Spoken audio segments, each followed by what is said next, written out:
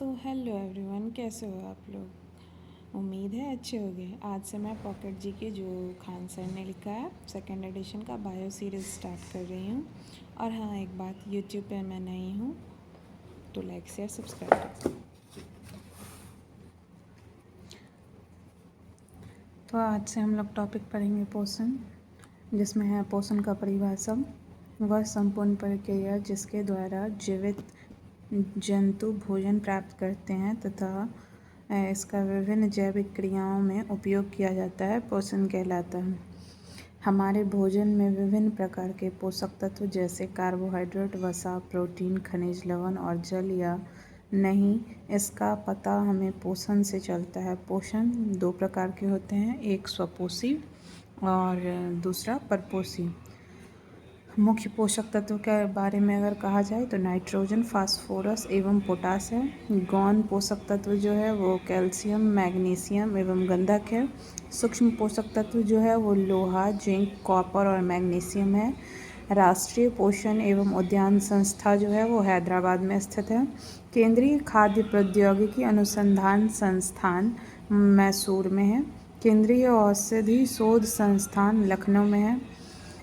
ये हमारे लिए उतना इम्पॉर्टेंट नहीं है, तो हम लोग अगले टॉपिक पे चलेंगे।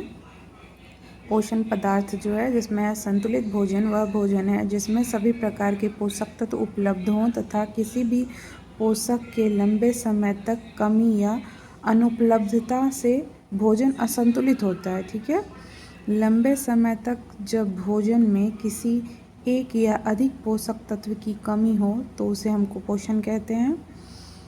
शरीर को ऊर्जा देने का कार्य जो है वो कार्बोहाइड्रेट व वसा का है। अगर पूछा जाए जो इंस्टेंट ऊर्जा जो देता है तो वो कार्बोहाइड्रेट देता है। ठीक है, शरीर निर्माण व मरम्मत का कार्य प्रोटीन का होता है।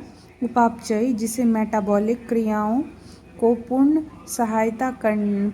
करने में सहायता जो है वो विटामिन, खनिज लवण और जल करता है। ठीक है, विटामिन तथा खनिज लवण को संरक्षणात्मक खाद्य पदार्थ भी कहा जाता है, क्योंकि यह शरीर में प्रतिरक्षा तंत्र के लिए आवश्यक होते हैं।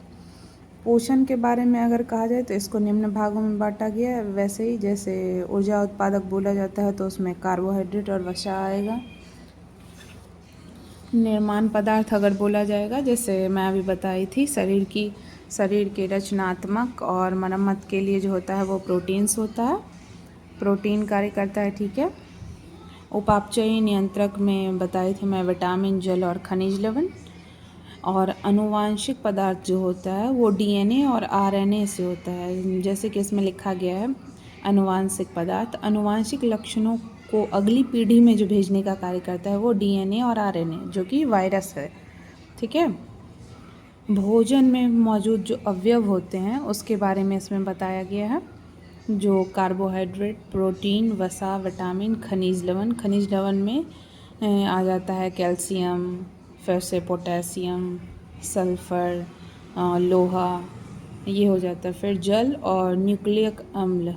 न्यूक्लिक अम्ल जैसे अनुवांशिक पदार्थ मैं बताई हूँ, डीएनए और आरएनए, वो आता है। ठीक है, और फिर सूक्ष्म पोषक तत्व, ये हमारे लिए एग्ज़ाम पॉइंट ऑफ व्यू से उतना कुछ है नहीं, तो उसको नहीं करेंगे हम लोग, इसको छोड़ देंगे। हाँ, ये इम्पॉर्टेंट है, गर्भवती महिलाओं के लिए जो होता है वो एक दिन में 2800 कैलोरी ऊर्जा की आवश्यकता होती है। ठीक है, और ये भी हमारे लिए इम्पॉर्टेंट है, दूध को एक संतुलित भोजन या आहार कहा जाता है, लेकिन इसमें विटामिन सी जो है वो उपलब्ध नहीं होता है और आयरन भी नहीं होता है, जबकि अन्य सभी अवयव इसमें पाए जाते हैं। केवल अगर आप लगातार दूध का सेवन करते हो तो आपको एनीमिया, जिसको रक्तहीनता या लोहे की कमी के कारण हो जाता है, क्योंकि इसमें आयरन नहीं होता और विटामिन सी नहीं होता है। ठीक है, तो आज के लिए हम इतना ही करेंगे। अगले क्लास में हम लोग कार्बोहाइड्रेट कंप्लीट करेंगे। Thank you.